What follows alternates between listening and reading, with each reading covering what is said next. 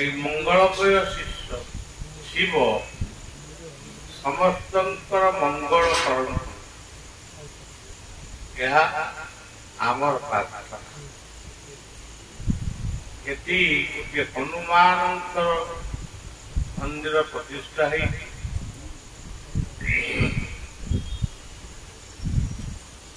ଶ୍ରୀରାମ ଦୂତଂ ଶରଣଂ ପ୍ରବର୍ତ୍ତତେ।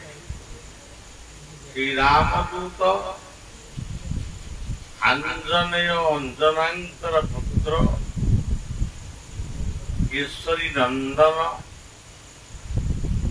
ଯାହାଙ୍କୁ ବାୟୁପୁତ୍ର ବୋଲି କୁହାଯାଏ, ଶ୍ରୀ ହନୁମାନଙ୍କ ମନ ଭିତରେ ପ୍ରଣାମ ଜଣେଇ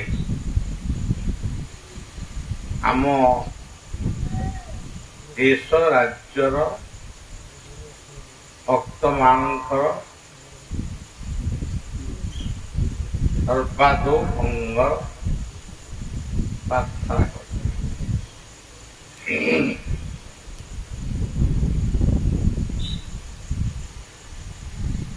ଏଠି ଯେଉଁ ବ୍ୟକ୍ତିଙ୍କର ଆବାହନରେ ବା ନିମନ୍ତ୍ରଣରେ ବଳିଆ ଏଠିକି ଆସିଥିଲା, ଶ୍ରୀଯୁକ୍ତ ରଞ୍ଜନ ମହାପାତ୍ର ଏବଂ ତାଙ୍କର ଧର୍ମପତ୍ନୀ ବୀଣା ମହାପାତ୍ର, ଏଇ ଦୁଇ ଜଣଙ୍କର ଗୋଟେ ନିବେଦନ ଥିଲା, ନିମନ୍ତ୍ରଣ ଥିଲା ଯେ ଆମ ଘରେ ଗୋଟେ ସତ୍ସଙ୍ଗ ଅନୁଷ୍ଠିତ।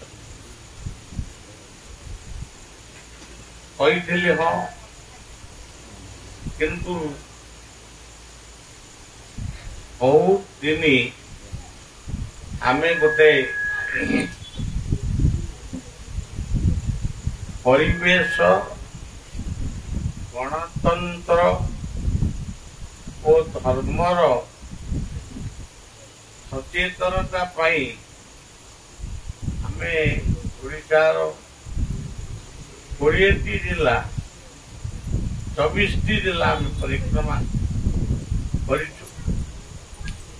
ତା ଭିତରେ ଟିକେ ଆମେ ଝାଡ଼ଖଣ୍ଡ ବା ଏମିତି ଟିକେ ଯାଇଛୁ। ମୋଟାମୋଟି ଆମେ ସମସ୍ତେ କ୍ଳାନ୍ତ। ମୁଁ କାଲି ଆସିକିରି ଆଶ୍ରମରେ ପହଞ୍ଚିଲି। ଆଜି ଏଠି ଗୋଟେ ଧର୍ମାନୁଷ୍ଠାନ ହବ ଜାଣି ମୁଁ ବଡ଼ ବ୍ୟସ୍ତ ବିବ୍ରତ ହେଲି, କାରଣ ମୁଁ ଲୋକମାନଙ୍କୁ ବି ଦେଖା କରିପାରୁନି, ଏତେ କ୍ଳାନ୍ତ। ଯଦିଓ ବାଟରେ ବହୁତ ବିଶ୍ରାମ ପାଇଁ ବହୁତ ସମୟ ମିଳିଥିଲା, ବିଶ୍ରାମ ନେଉଥିଲି, ତଥାପି ଗୋଟେ ଚିନ୍ତାମୁକ୍ତ ହେଇଗଲା ପରେ ଯେଉଁ ଅବସ୍ଥାଟି ସୃଷ୍ଟି ହୁଏ ଆପଣମାନେ ଜାଣନ୍ତି। ତାପରେ ଦ୍ୱିତୀୟ ପର୍ଯ୍ୟାୟ ପୁଣି ଅଗଷ୍ଟ 23ରୁ ଆରମ୍ଭ ହେବ। ସେ ମଧ୍ୟ ସେଇ ଗୋଟିଏ ମାସ ପର୍ଯ୍ୟନ୍ତ ବିଭିନ୍ନ ରାଜ୍ୟ ପରିକ୍ରମା କରେ। ସେ ଯାହା ବି ପରିକ୍ରମା ହବ, ସେ ପରିକ୍ରମାରେ ଗୋଟିଏ ଭିକ୍ଷା ରହିବ, 5ଟି ଗଛ ସମସ୍ତେ ଲଗାନ୍ତୁ ଆଉ ବଞ୍ଚାନ୍ତୁ। ଏଇଟା ପ୍ରଥମ ନିବେଦନ ରହିବ। ତେବେ ଯାହା ହଉ ସେ ସବୁ କାର୍ଯ୍ୟକ୍ରମ ନେଇ ଏଠିକି ଆସିନି। ଗୋଟେ ଗ୍ରାହସ୍ଥ୍ୟ ଜୀବନ, ଗୃହସ୍ଥା ସର୍ବଧର୍ମର, ଏଇ ଗ୍ରାହସ୍ଥ୍ୟ ଜୀବନକୁ କେନ୍ଦ୍ର କରି ये पृथ्वी की जिते साधु संत महापुरुष माने आसीचंती सेमानंतर जीवन हूँ प्रथमे से गोटे गृहस्था धर्म भितर रही ପିତାମାତାଙ୍କର ଗୋଳମଣ୍ଡନ କରିଥିଲେ, ଆତ୍ମୀୟ ସ୍ୱଜନ ମାନଙ୍କ ସହିତ ରହିଥିଲେ। ତାପରେ ସେ ତାଙ୍କର ସାଧୁ ସନ୍ଥ ହେଲେ କି ସାଧନ ଭଜନ କଲେ। କିନ୍ତୁ ବେଳେ ବେଳେ ଦେଖାଯାଏ ସେମାନଙ୍କ ଭିତରେ ଆଉ ପାରିବାରିକ ମୋହଟା ରହେ, କିନ୍ତୁ ମୋହ ନ ରହିବାଟା ଆମକୁ ବି ଭଲ ଲାଗେନି। ଆମେ ଯୋଉ ପରିବାରକୁ ମାଧ୍ୟମ କରି ଏ ପୃଥିବୀକୁ ଆସିଲୁ, ସେ ପରିବାର ପ୍ରତି ଆମେ ଯଦି ବିଗତଶୀଳ ହଉ ତାହେଲେ ଆମର ବି ଧର୍ମ ନଷ୍ଟ। ତେଣୁ ଏ କଥା ଆମର ମତ ହେଇଥିଲେ ମଧ୍ୟ କିନ୍ତୁ ଅନ୍ୟମାନେ ଏ କଥାକୁ ଗ୍ରହଣ କରନ୍ତି। ଆପଣ ଦେଖନ୍ତୁ ଆମର ଗର୍ଦ୍ଦପୁରେ ଯେଉଁ ଜଗନ୍ନାଥ, ବଳଭଦ୍ର, ସୁଭଦ୍ରା, ସୁଦର୍ଶନଙ୍କର ମୂର୍ତ୍ତି ଏଠି ପୂଜା ପାଉଛନ୍ତି। ସେ ମୂର୍ତ୍ତିକୁ ଯଦି ଆପଣମାନେ ଭଲ ଭାବରେ ଜାଣିବେ, ସେ ମୂର୍ତ୍ତିଟି ହଉଛି ଗୋଟିଏ ପାରିବାରିକ ଜୀବନର ଗୋଟିଏ ବଡ଼ ଭାଇ ବଳଦେବ, ସାନ ଭାଇ ଜଗନ୍ନାଥ, ମଝିରେ ଭଉଣୀ ଏବଂ ଚକ୍ର ସୁଦର୍ଶନ। ସେଠି ଗରୁଡ଼ ହାତ ଯୋଡ଼ିକିରି ଏମିତି ବସିଛନ୍ତି।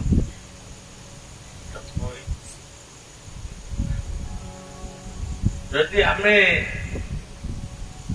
ଭାବିବା ଗରୁଡ଼ କି, ଆଗେ ପ୍ରଥମରୁ ଆମକୁ ଗରୁଡ଼ଙ୍କୁ ଚିହ୍ନିବାକୁ ଅଛି।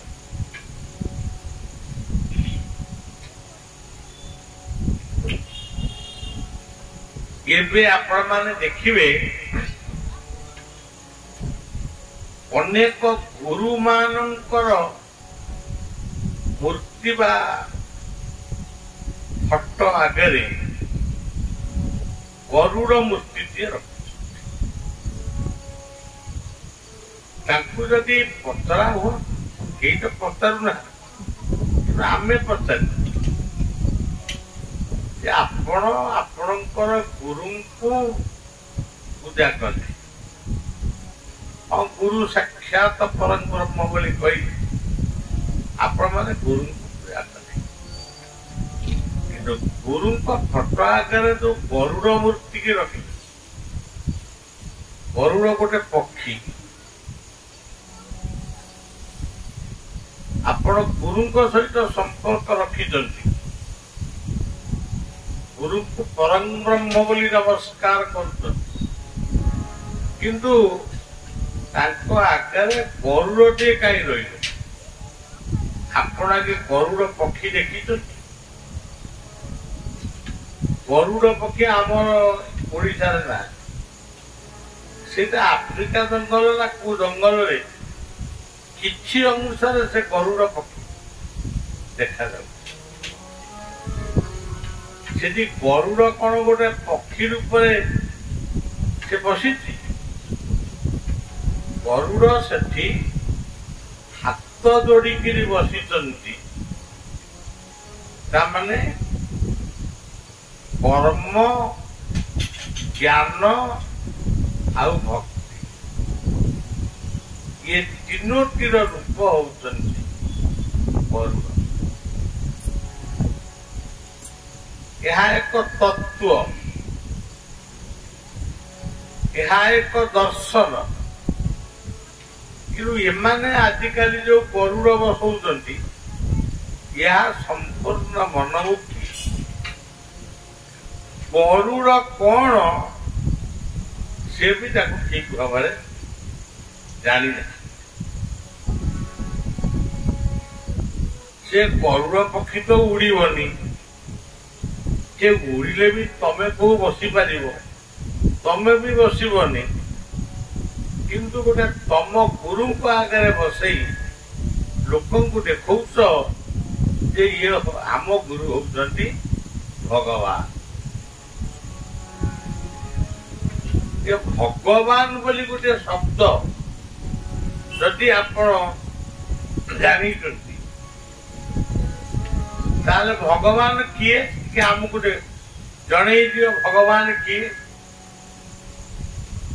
କହିଲେ ହବ ବା ପୃଥିବୀ ହଉଛନ୍ତି ଭଗବାନ। କହିଲେ ଗତି, ସୂର୍ଯ୍ୟ ଚନ୍ଦ୍ର ତାରା ଗ୍ରହ ନକ୍ଷତ୍ର ପୃଥିବୀର ଯୋଉ ଗତି ଇଏ ହଉଛନ୍ତି ଭଗବାନ। ଏଠି ବର୍ତ୍ତମାନ ରାତି ଆଉ କୋଉଠି ଦିନ, ଇଏ ହଉଛି ସୂର୍ଯ୍ୟଙ୍କର ଗତି। କହିଲେ ବାୟୁ,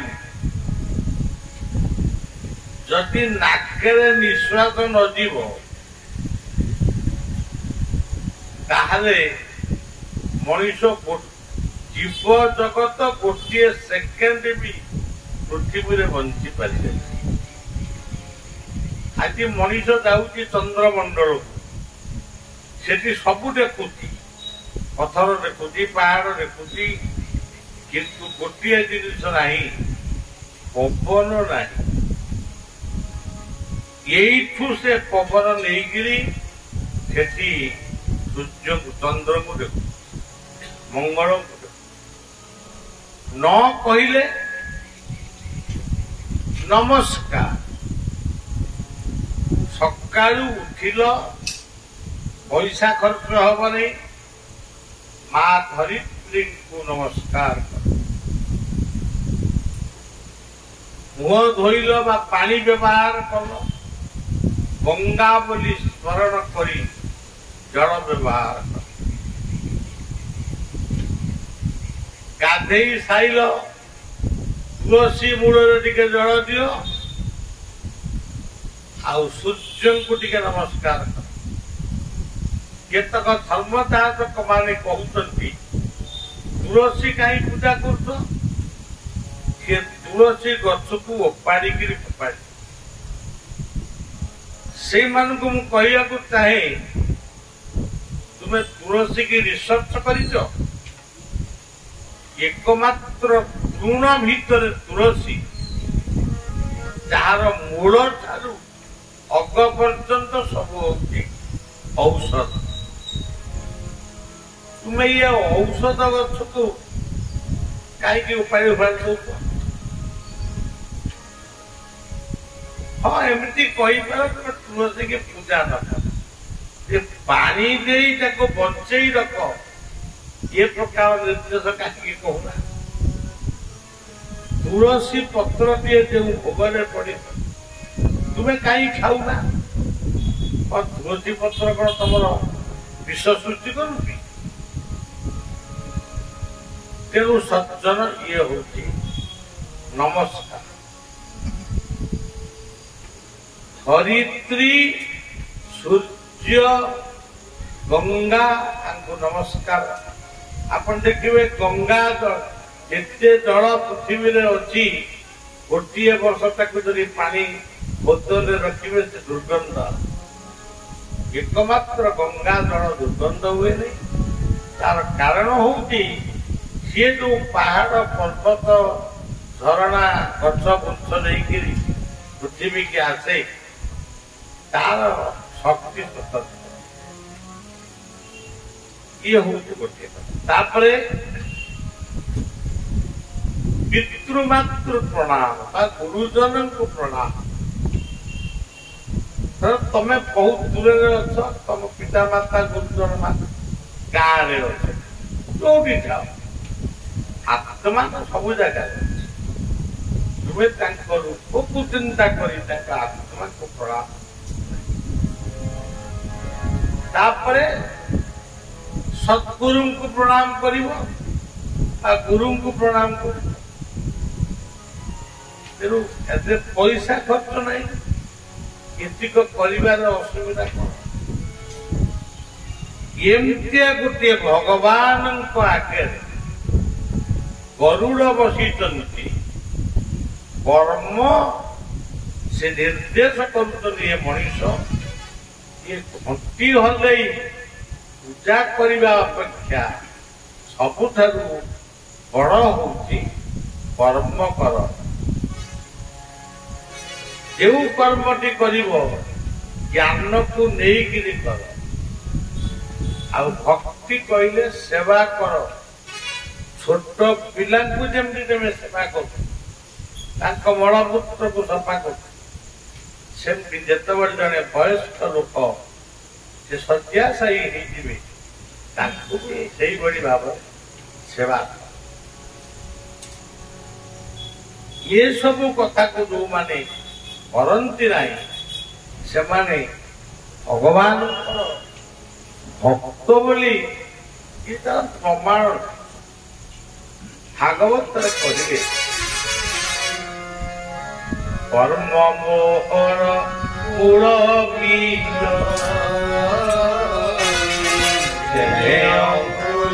ଉଠେ মোহর মূল বীজ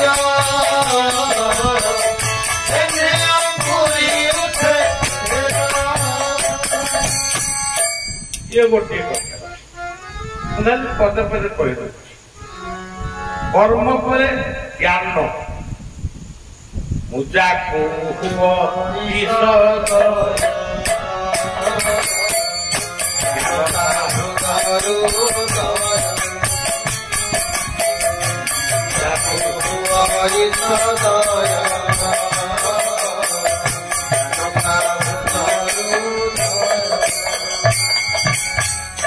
ज्ञान कहले केवल गीता भागवत ज्ञान कथा मु कहूनी आपण एटिक आसीबे चालिकिरी आसीबे कि साइकल रे आसीबे गोटे निर्दिष्ट नियम रे आसीबे ज्ञान मो पिला दिने यही रथयात्रा देखा गोटे साइकल रे आई साइकल टी ब्रेक मारी ताको माने बंद कर ओल्हेवा बेले से गाड़ी चकटी गोटे मार गोड़े लगे मार जो पुटी दिला से गोटे साइकल को पैसा पाई तेणु सज्जन प्रत्येक जिनिस गोटे जानिबार गोटे रांधुणिया माँ से घरे रोषेई करुची सी जानव मु जो डाली कि डालमा कि तरकारी करी जो ज्ञान नहीं से कर्म ठीक भाव ये कर्म ज्ञान भक्ति कर भक्ति हूँ आउ गोटे कथा सेवा ही से कहले दुर्जय देह पर शून्य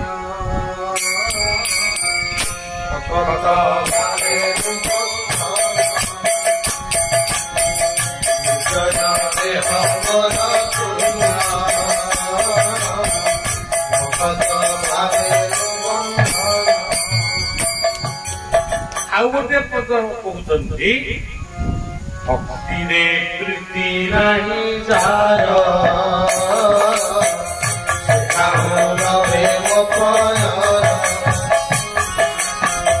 भक्ति रे प्रीति नहीं जार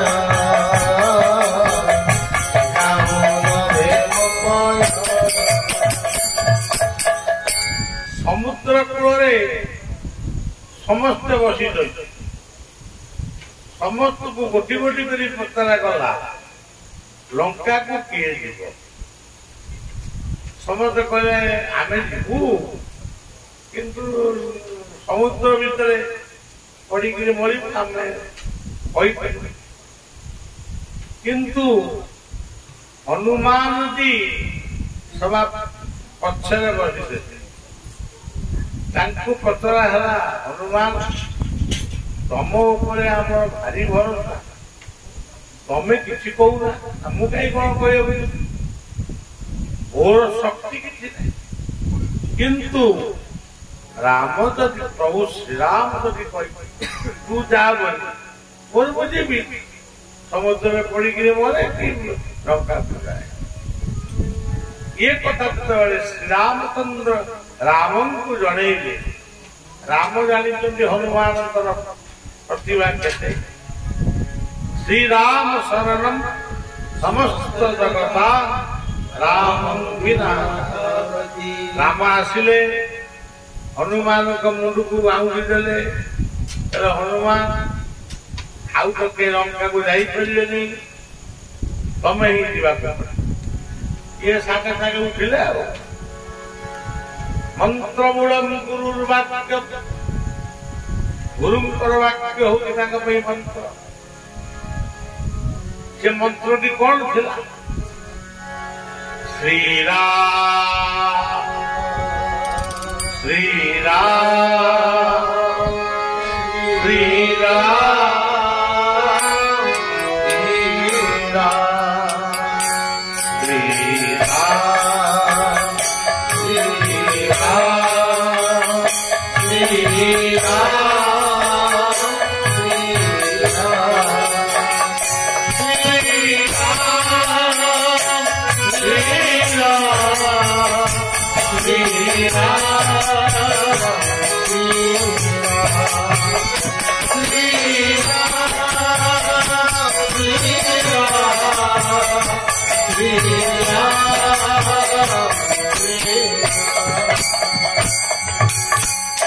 ଏକାଥରେ ଉଠିଲେ ଏକାଥରେ ଯାଇ ଲଙ୍କାରେ ପହଞ୍ଚିଗଲେ ଗୋଟେ ତାନ୍ତ୍ରିକ ଶିଖୁଥିବା ଗୋଟିଏ ମା ନାରୀ ତା ରୂପ ଗୁଡା ମାନେ ଗୋଟେ ପ୍ରକାର ହେଇଛି ମୁହଁରେ କଳା ଫଳା ବଢି ହେଇ ଦାନ୍ତ ଦେଖେଇ ବୁଲୁଛି ମଦ୍ୟପାନ କରିକି ସିଏ ଯେତେବେଳେ ହନୁମାନଙ୍କର ପଥକୁ ଅବରୋଧ କରାଗଲା ତୁ ମୋ ବିନା ଅନୁମତିରେ ଲଙ୍କାକୁ ବୁଲିପାରିବୁନି ହନୁମାନ ତାକୁ ଟିକେ କଟା ଆଖିରେ ନାଲି ଆଖିରେ ଚାହିଁଲେ ତୋ ବିନା ଆଦେଶରେ ଆରେ ମୁଁ ପ୍ରଭୁଙ୍କ ଆଦେଶରେ ଏଇଠି ତୁ କିଏ ଏକ ମାଇଲେ ଗୋଟେ ଚୈତନ୍ୟ ତା ମୁଣ୍ଡ ପୁରା ବୁଲିଗଲା ସେ ପଡିକି ଇଏ ଚାଲିଲା ଆଉ ସାଡ଼କୁ ଯିବିନି ସେଟା ବହୁତ କଥା ତେବେ ଗୁରୁଙ୍କର ବାକ୍ୟକୁ ଯୋଉମାନେ ଜୀବନରେ ଠିକ ଭାବରେ ବୁଝନ୍ତି ଆଉ ପାଳନ କରନ୍ତି ସେଇମାନେ ହଉଛନ୍ତି ପ୍ରକୃତ ହନୁମାନଙ୍କର ଭକ୍ତ ଆମେ ଆଜି ଭାରତ ବର୍ଷରେ ଦେଖୁଛୁ 20 ଫୁଟ 30 ଫୁଟ 15 ଫୁଟ ସବୁ ହନୁମାନ କା ମୁଣ୍ଡରେ ମହୁ ବର୍ଷା କରିଛି କା ମୁଣ୍ଡରେ ବିରୁଡ଼ି ବର୍ଷା କରିଛି ଏମିତିକି ସେ ମହୁ ଉଡ଼ିକିରି ଯୋଉ ଲୋକ ସବୁ ଦର୍ଶନକୁ ଯାଇଛନ୍ତି ତାଙ୍କୁ ବି କାମୁଡୁଛନ୍ତି ତାହେଲେ ଏଇ କଣ ହନୁମାନ ପ୍ରତି ଆମର ସମ୍ମାନ मनोजवन्वा रुद्रतुल्यवेगं जितेन्द्रियं बुद्धिमतां परितमं धरजूतं श्रीरामदूतं शरणं ଏପରି ଭାବରେ ଆଜି ବଣ ଜଙ୍ଗଲ ରାସ୍ତା ଘାଟରେ ହନୁମାନ ଠିଆ ହେଇଛନ୍ତି ଯଦି କାହାକୁ କହିବାରେ କାହିଁକି ହନୁମାନ ତିଆରି କର ଯଦି କେହି ଗୋଟାଏ ଲୋକ ବି ଆସନ୍ତି ସିଏ ଓଲଟି ଖରାପ ବୁଝିବେ ସେ ବାବା ଏସବୁ ବିରୋଧ କରୁ ମୁଁ ହନୁମାନଙ୍କୁ କାହିଁ ବିରୋଧ କରିବି ତେବେ ସଜ୍ଜନ ଆଉ ଠାରୁ କଥା କହିବାନି ଏମିତି ସବୁ କଥା ଇଏ ଗଲା ହନୁମାନଙ୍କର ଆଜି ବି ଆମର କଥିତ ଅଛି ହନୁମାନ ଆଜି ବି ପୁରୀ ଜଗନ୍ନାଥଙ୍କ ମନ୍ଦିରକୁ ଦର୍ଶନକୁ ଆସନ୍ତି ମୁଁ ତ କେବେ ଭେଟ ପାଇନି, ଆପଣମାନେ ଶୁଣିଥିବେ, ମୁଁ ବି ଶୁଣିଛି। ତେବେ ସଜ୍ଜନ 7 ଜଣ କାଳେ ବଞ୍ଚିଛନ୍ତି, ହନୁମାନ ବଞ୍ଚିଛନ୍ତି, ବଳି ବଞ୍ଚିଛନ୍ତି, ବ୍ୟାସ ବଞ୍ଚିଛନ୍ତି, ତା ତତ୍ତ୍ୱ ସବୁ ଅଲଗା। ଇଏ କହୁଛନ୍ତି ବଞ୍ଚିଛନ୍ତି। ତେବେ ଖାଲି ଏତିକି ମନେ ରଖନ୍ତୁ, ହ କହିଲେ ହରି, ନୁ କହିଲେ ନୁମ ବା ନମସ୍କାର, ମା କହିଲେ ମାନ୍ୟତା, ନ କହିଲେ ନମ୍ରତା। ଏଇ ଯୋଉ ହଟି ଆରି ଭିତରେ 4ଟି ଠାକୁରଙ୍କ, ସତ୍ୟରେ ନରହରି, କ୍ଷେତ୍ରରେ ରାମହରି, ତାପରେ ରାଧା ହରି, କଳିରେ ଗୌର ହରି। ତେଣୁ ଏକ ବିସ୍ତୃତ କଥା ସଂକ୍ଷିପ୍ତ କହିବାରେ, ତେବେ ହନୁମାନ ଆଜି ବି ଜଗନ୍ନାଥଙ୍କ ଦର୍ଶନକୁ ଆସୁଛନ୍ତି ବୋଲି କଥିତ। ଆଚ୍ଛା, କର୍ତ୍ତପୁରେ ଏଠି ବଳଦେବ ମୂର୍ତ୍ତି ଅଛି। ଯିଏ ଜଗନ୍ନାଥ, ଜଗନ୍ନାଥ ମୂଳ ଅକ୍ଷରଟି ହଉଛି ଜ, ସେ ଜଟି ହଉଛନ୍ତି ବଳଦେବ। ବଳଦେବ ହଉଛନ୍ତି କୃଷକ, ତାଙ୍କ କାନ୍ଧରେ ଅଛି ହଳ ଲଙ୍ଗଳ, ତାଙ୍କର ଆଉ ଗୋଟେ ହାତରେ ଅଛି ମୂଷଳ, ଏବଂ ସେ ସଂଗ୍ରାମ ସଫଳ, ସଂଗ୍ରାମ କରିବାରେ ସଫଳ, ଶ୍ରୀକାମ ପାଳ। ଆଚ୍ଛା, ଏ ଦୁନିଆକୁ ଆମ ମଣିଷ ମାନଙ୍କୁ ଖାଇବାକୁ ଦିଏ କିଏ? କୃଷକ। ତେଣୁ ହନୁମାନ ହଉଛନ୍ତି ଜ କହିଲେ ଜନାର୍ଦ୍ଦନ, ଜନାର୍ଦ୍ଦନ କହିଲେ ସମଗ୍ର ବିଶ୍ୱକୁ, ବିଶ୍ୱରେ ଯେତେ ପ୍ରାଣୀ ଅଛନ୍ତି, ବୃକ୍ଷ ତରୁ ତୃଣ ଲତା ପଶୁ ପକ୍ଷୀ ପର୍ଯ୍ୟନ୍ତ ସମସ୍ତଙ୍କୁ ଯିଏ ଅନ୍ନ ଦିଅନ୍ତି, ମାନେ ଖାଇବାକୁ ଦିଅନ୍ତି, ସିଏ ହଉଛନ୍ତି ଜନାର୍ଦ୍ଦନ। ମାତୃଗର୍ଭରେ ଶିଶୁଟି ଥାଏ, ସେତେବେଳେ ବି ତା ଖାଇବା ବନ୍ଦୋବସ୍ତ ବାପା ମା କରିଥାଏ। ପିଲାର ନାହିଁ ସହିତ ମାର ସମ୍ପର୍କ ରହିଛି, ମା ଯାହା ଖାଏ ପିଲା ବସ। ଯେତେବେଳେ ଜନ୍ମ ହେଇ ପଡେ, ମାତୃସ୍ତନରେ କ୍ଷୀର ବାପ ମା ଭାଇ ବନ୍ଧୁ କେହି ସୃଷ୍ଟି କରିଥାଏ। ଏଇଠୁ ଆପଣ ବୁଝିବେ, ଜ କହିଲେ ଜନାର୍ଦ୍ଦନ, ଆଉ ସେ ଜର ପ୍ରତୀକ ହଉଛନ୍ତି ବଳଦେବ। ଜଣେ କୃଷକ ଆଜିକାଲି ପିଲାମାନଙ୍କୁ ଯଦି ହଳୁଆ ବୋଲି କହିବ, ସେ ପୋଲିସ ଷ୍ଟେସନରେ ଏତଲା ନେବେ, କାହିଁକି ଆମକୁ ହଳୁଆ କହିଲ? କିନ୍ତୁ ବଳଭଦ୍ର ହଳୁଆ, ତାଙ୍କ ନାଁ ହଉଛି ହଳି। ସେ ହଳି ରୂପରେ ଅଛନ୍ତି, ଜଗତକୁ ସେ ଅନ୍ନ ଯୋଗଉଛନ୍ତି। ଅନ୍ନ ଯୋଗଉଛନ୍ତି ବୋଲି ସେ ଜଗନ୍ନାଥଙ୍କର ବଡ ଭାଇ। ରକତ ପାଣି ଭିଗାରୀ ଦେବ, ଜଗତ ହିତେ ଶ୍ରମ ବଦଳି ଦେବ, ରକତ ପାଣି ଭିଗାରୀ ଦେବ, ଜଗତ ହିତେ ଶ୍ରମ ବଦଳି। এই ଭାରତର ଜଣେ ପ୍ରଧାନମନ୍ତ୍ରୀ ଗାଇ ଉଠିଥିଲେ, ଜୟ ଜବାନ जय किसान देखिए लाल बहादुर शास्त्री तापरे जने प्रधानमंत्री आते अटल बिहारी वाजपेयी से कौन कहले जय जवान जय किसान जय विज्ञान जय भारत वीर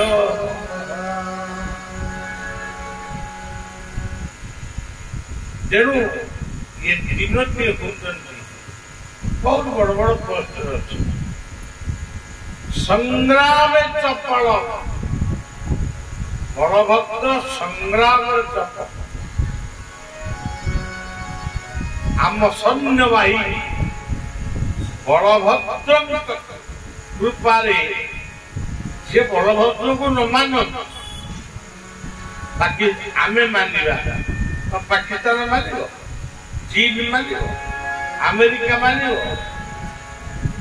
ये मानतु न मानतु किंतु संग्राम चपल देश पाई विश्व पाई जो माने संग्राम कर बलदेव आउ समस्त को जी कृषक रूप खाद्य जोगाऊँ सी हूँ स्वयं बलदेव आउ गोटे हाथ जो शूल धरी शूल हूँ शिल्पर प्रतीक आज आम सरकार पूर्वतन सरकार ओडिशा कथा कहूँ समग्र भारत शिल्प गठन कृषि क्षेत्र उन्नति सबुआड़े चर्चा पार्लियामेंट चलती एसेम्बली चलती से कथा कौन बलदेव तत्व से अच्युत लिखिले बलदेव देवे राजा कालू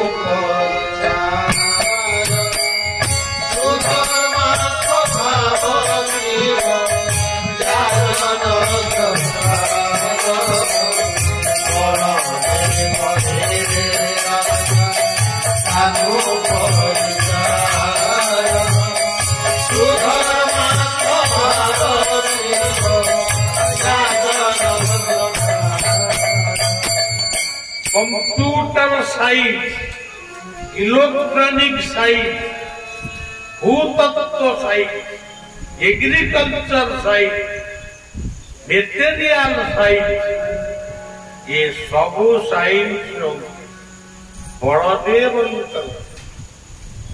आज पृथ्वी चली बलदेव गोटे बाकी नेट कौन टे गोलमाल हो गला आज पृथ्वी चहल पड़गला कई किसी काम कर ये हूँ बलदेव तत्व भल कर बुझंतु बटी कौन शरीर बल मनर बल धनर बल जनर बल ये हूँ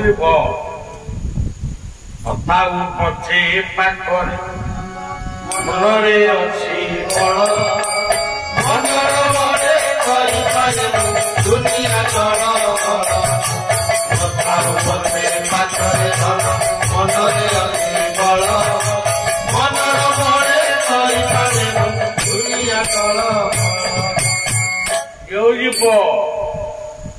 अच्छा आप चिंता कले कहले बसुता आम जो बही जहां सनातन धर्म कही वसुधैव कुटुंबकम एते उदार कथा किए कह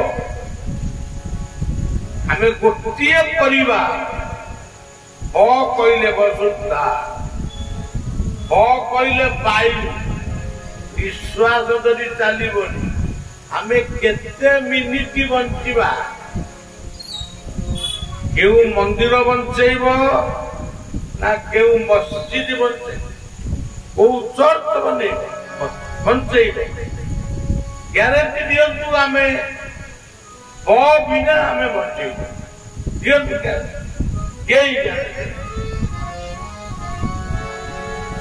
तुम्हें पवन बिना बंचाई पार गोटे गोटे पछे